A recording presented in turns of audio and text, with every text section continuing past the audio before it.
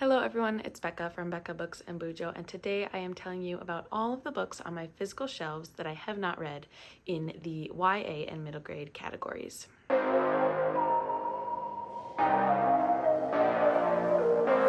this is my last video in my physical TBR series. I am excited for it to be complete. I feel like it's taken me forever, but I will link that whole playlist up above so you can see all of the books on my shelves that I have not read. Let's jump right in to the middle grade.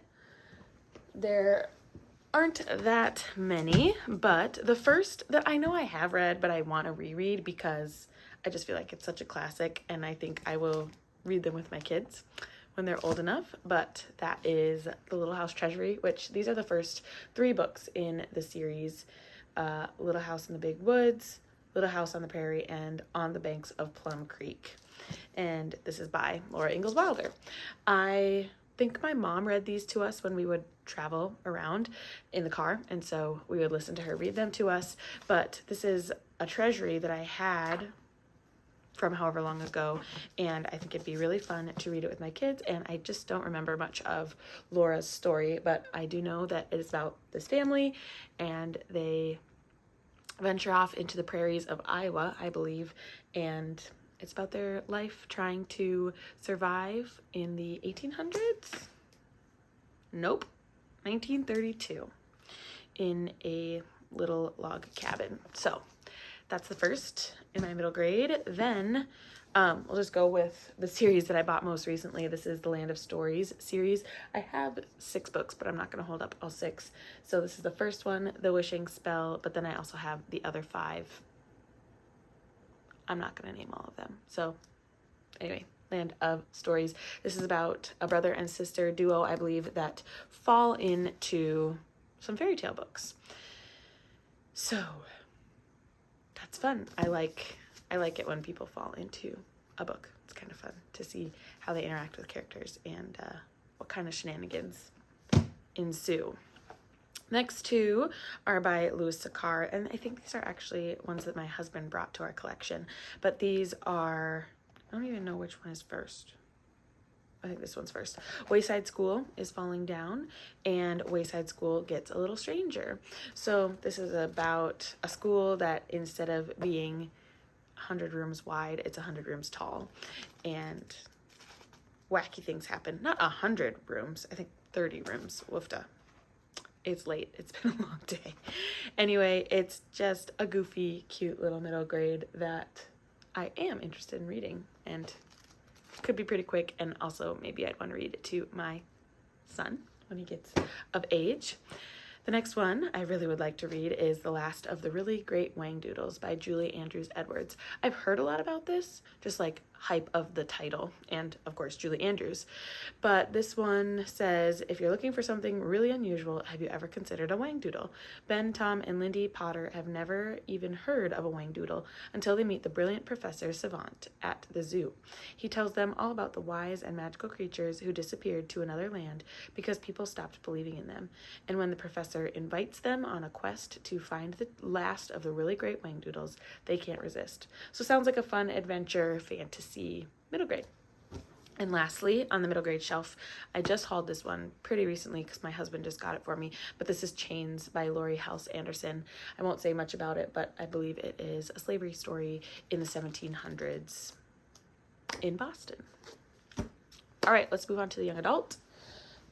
Again, don't have many on this shelf. I think just because I feel like I'm an adult, so I need to read adult books that I don't buy middle grade or YA, but they always seem to be pretty good. So let's just jump right in with Simon versus the Homo Sapiens Agenda by Becky Albertalli. This one, I believe, is about a boy in high school who is gay, and his identity as gay accidentally gets out into his high school. So he has to deal with the repercussions of that. Then I have a couple by Jennifer E. Smith. I have The Geography of You and Me, and This Is What Happy Looks Like. I read the statistical probability of falling in love. Is that what it's called? No. The Statistical Probability of Love at First Sight. And I really liked that one. I think I read it super quickly, and it just brings about nostalgia for me about reading in high school.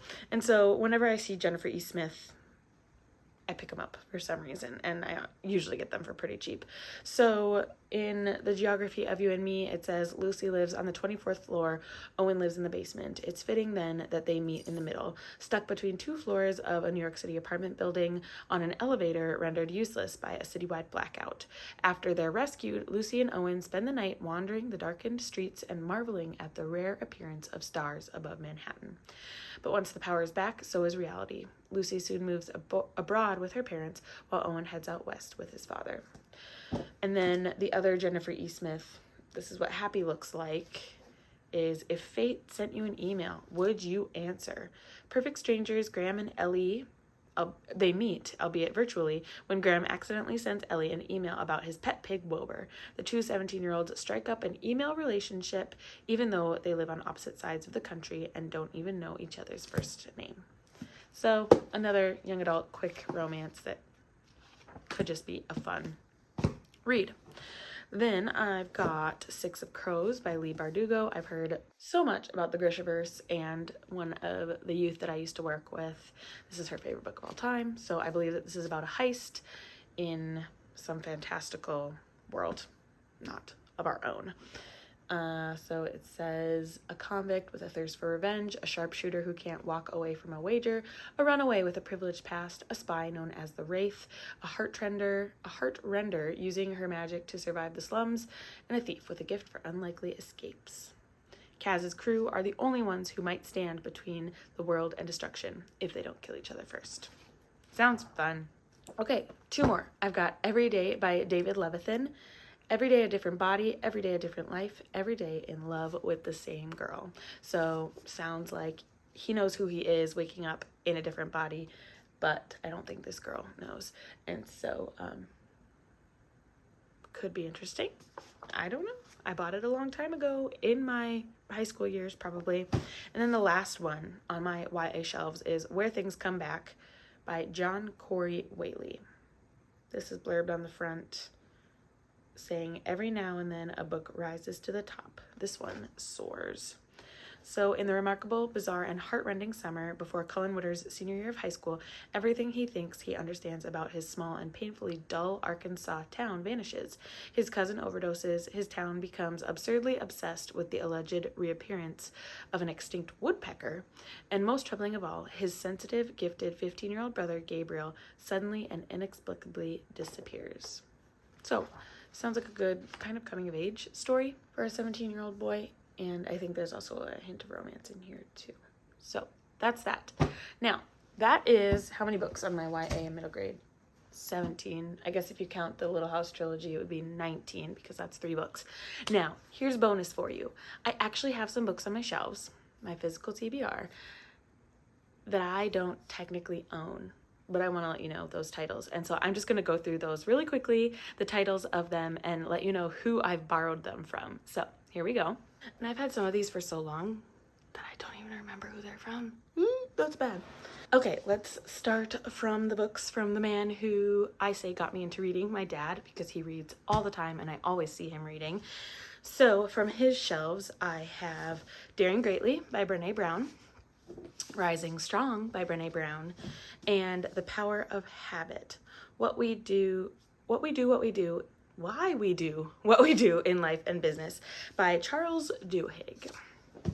So those 3 are from my dad. Then we'll go to my mom. There's quite a lot from my mom. And you know, some of them from my mom maybe came via an aunt.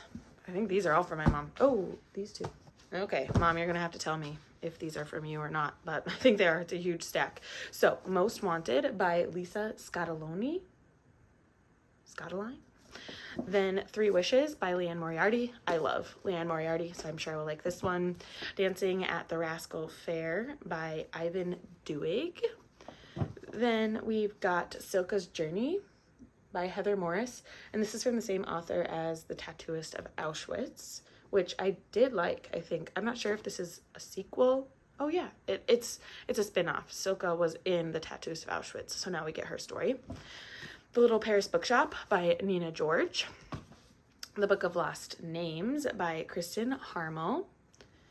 Black Widows by Kate Quinn. Different Kate Quinn than the Kate Quinn I've read, which is interesting. Then we've got Perfect Match by Jodi Picoult. The Chilbury Ladies Choir by Jennifer Ryan. I think this is my auntie's book, but my mom gave it to me through my auntie. The Diplomat's Wife by Pam Jenoff. Then this is a duology, I believe. The Home for Unwanted Girls and The Forgotten Daughter, both by Joanna Goodman. And lastly, Mrs. Everything by Jennifer Weiner. Again, another one I think from a different aunt, but through my mom. Okay, then we'll go to ones from my sister. My sister Naomi has given me Dialogues on Race, which I think has multiple essays from Christopher Kaufman, Lenny Duncan, Broderick Greer, Daniel Hill, Jim Bear Jacobs, Cammie Jones, and Rosella Hadier White. And she also has lent me Infinite Country by Patricia Engel. Then, from my mother-in-law, Andrea, she lent me The Joy Luck Club by Amy Tan. From my friend Alexa, Just Mercy by Brian Stevenson, and I wanted to read this one so much that I actually bought my own copy, and now it's on my nonfiction shelves, but I still have her copy, so I included it here. And then I think from a couple of friends in my old town, I have The Signature of All Things by Elizabeth Gilbert, who wrote Eat, Pray, Love, and No One Ever Asked by Katie Ganshert. And you know, this one actually might be from my sister. I can't remember, but this is from a lady named Mary, and can't remember in this one. Naomi, is it yours? Mom, is it yours? Who knows? Anyway, I'll have to get these books back to people and actually read. I think that's going to be a goal for next year, for 2023, to read the books that people have lent me, because I have a whole shelf dedicated to those books. And I missed one. This one is actually on loan from my old church, and I still have it. So sorry if you're anybody from my old church watching this.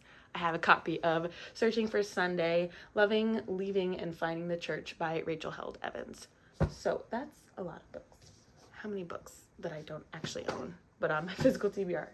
Oh, I forgot one from Rachel. Hi, Rachel. This one is from her, called The Dollhouse by Fiona Davis, also from a friend in our old town. I'll have to get them back somehow. Anyway, let's count them up. 24. They're falling over. 24 books on my physical shelves that I don't actually own, but I have on my shelves. Okay, so those are the YA middle grade and books I don't actually own that I own on my physical shelves. Comment down below if you have read any of them and which ones I should prioritize. Again, I'm going to include a new prompt in my game. Now that all of these physical TBR videos are done, the new prompt in my game will say viewer recommended, and I will pick a genre and you will get to decide which book based on the comments down below. So let me know down below which books I should prioritize. Thank you so much for watching, everyone. If you liked this video, please give it a thumbs up on your way out. Consider subscribing to my channel if you would like to see more content by me, and I will see you in the next one. Bye.